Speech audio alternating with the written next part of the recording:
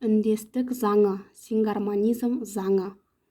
Үндестік заңы дегеніміз сөз ішіндегі дыбыстардың бір-бірімен үндесіп, біркелкі болып қолданылуы. Үндестік заңының екі түрі бар. Буын үндестігі, сингармонизм заңы және дыбыс үндестігі, ассимиляция заңы. Буын үндестігі. Буын үндестігі сөз ішіндегі дауысты дыбыстардың бірыңғай жуан не жіңішке болып үндесуі. Түркі тілдері оның ішінде қазақ тілі буын үндестігіне негізделеді. Яғни қазақтың төл сөздері не бірыңғай жуан, не бірыңғай жіңішке болып келеді. Буын үндестігі сөз бен қосымша арасында да сақталады. Яғни сөзге жалғанатын қосымша сөздің соңғы буынының жуан жіңішкелігіне қарай жуан не жіңішке жалғанады. Оны төмендегі кестеден көруге болады. Сөздің соңғы буынындағы дауысты дыбыс жуан болса, қосымшадағы дауысты да жуан болады. Мысалы, қаздар, қаздер емес, тасқа, таске емес. Ал соңғы буын жіңішке болса, қосымша да жіңішке жалғанады. Мысалы, үйлер, үйлер, үйлар болмайды. Өйткені жіңішке сөз, жіңішке қосымша жалғанады. Есік, есік, т болып жалғанбайды. Ескерту. Мысалы, қос сөздерде аман есен, асты, үсті, асығыс, үсігіс, тағы да басқа. Біріккен сөздерде шекара, баспа сөз, көз қарас, буын үндестігі сақталмайды. Буын үндестігіне бағынбайтын қосымшалар мыналар. Олар көмектес септігінің жалғаулары. Мен, бен, пен. Жалғаулары сөздің соңғы буыны жуан болса да, жіңішке болса да, осы күйінде жалғанады. Мысалы, қалам мен жаздым, әсетпен бірге келді. Қалам деген жуан сөз, мен деген жіңішке, яғни буын үндестігіне бағынбай тұр. Меншік ұғымды білдіретін нікі, дікі, тікі қосымшалары буын үндестігіне бағынбайды. Мысалы, Асандікі, баланікі, Мараттікі. Барлық жерде жуан сөздер берілген, бірақ жіңішке жалғаулар жалғанып тұр. Сондай-ақ паз, қор, қой, ғой, кер, гер, кеш, хана, ист, изм, бан, жан, тал. Жұрнақтары буын талғамайды, сол күйінде жазылады. Бұл жұрнақтар қазақ тіліне, шет тілінен енген қосымшаларға жалғанады. Мысалы, әсем паз, әзіл қой, еңбек қор, ақыл гөй, жұмыс кер, арба кеш, дәрі хана, мейірбан, сезім тал. Кірме сөздердегі буын үндестігіне бағынбайтын жағдайлар. Кірме сөздерде дауысты дыбыстар жуан жіңішке болып араласып келе береді. Мысалы, араб тіліндегі сөздер. Кітап. Кітап деген бұл жерде жуан да жіңішке де буындар араласып келіп жатыр. Мұғалім, құдірет. Орыс тілінен енген сөздерде кино, и деген бізде жіңішке болып тұр, о деген жуан. Театр, алгебра. Х әрпіне біткен сөздерге қосымшалар жуан түрде жалғанады. Тарих, тың, цех, тан. Р, К, Н, К, К, С, К, Т дыбыстарының тіркесіне біткен орыс тілінен енген сөздерге қосымшалар жіңішке түрде жалғанады. Парк, тен. Танкі, Н. Пункт, К. Л жіңішкелік белгісі әріптерінің тіркесіне біткен орыс тілінен енген сөздерге қосымшалар жіңішке түрде жалғанады. Роль, Д. Рөлі, руль, д. Руль, дыбыс үндестігі. Дыбыс үндестігі дегеніміз қатар келген екі дыбыстың бір-біріне ықпал етуі, үндесуі. Оның үш түрі бар: ілгерінді ықпал, кейінді ықпал, тоғыспалы ықпал. Ілгерінді ықпал қатар тұрған екі дыбыстың біріншісінің өзінен кейінгі дыбысқа ықпал етіп, өзіне ұқсатуы. Ілгерінді ықпалдың кездесетін орындары сөз бен қосымша арасында. Мысалы, қаш-са, қаш-ша. С сөзі ш әрпіне айналып кетеді. Екі сөз арасында ақ балық, ақ палық. Күрделі сөздерде біріккен сөз көзқарас, көзғарас. Тіркескен сөз ала кел, ала гел. Қос сөз құрбы құрдас, құрбы құрдас.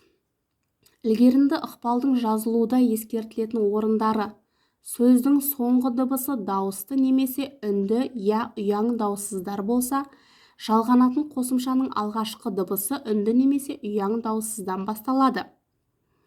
Терезелер. Л дегеніміз үнді.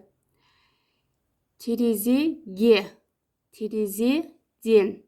Қаздар, қазға, қазбен. Ескерту: ш, с дыбыстарынан басталатын қосымшалар ілгерінді ықпал заңына бағынбай, сөздің соңғы дыбысы ұяң не үнді болса да сол күйінде жалғана береді. Малсыз, кірсіз, кімсің. Келсін, құлыншақ, тілші.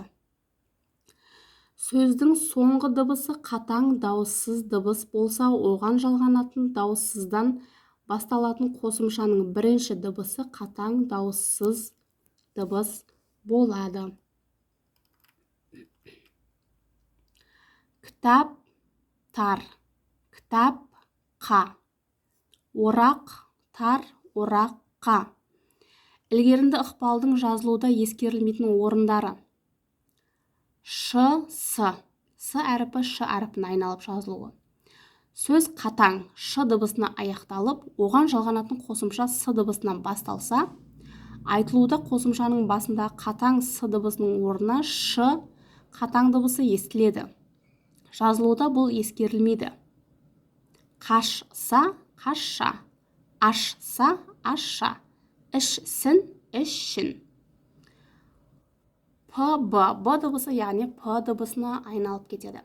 Біріккен сөздің бірінші сыңары қатаң, дауыссыз дыбысқа бітіп, екінші сыңары б дыбысынан басталса, айтылуда б дыбысының орнына қатаң п дыбысы естіледі. Жазылуда бұл ескерілмейді. Жүсіпбек, жүсіпбек. Кеңесбек, кеңеспек. Қанатбек, қанатпек.